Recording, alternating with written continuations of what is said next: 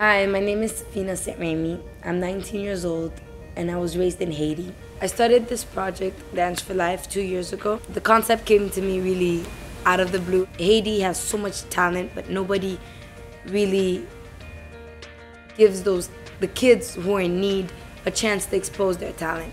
The old Dance for Life was so sudden and it was just happening in the moment every single time. It wasn't a dance school. I wasn't teaching anybody how to dance because everybody knew how to dance.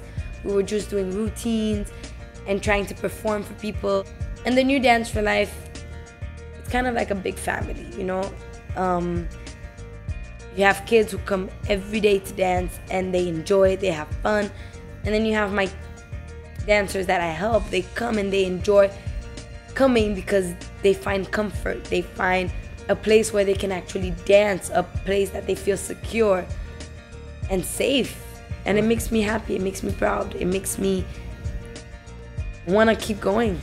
To all of you watching this video tonight, I hope that you guys have all enjoyed it. I want to thank you all for coming and supporting the Dance for Life team. And I hope to see you guys soon. We will definitely see you guys next year because Dance for Life will be having a show every year.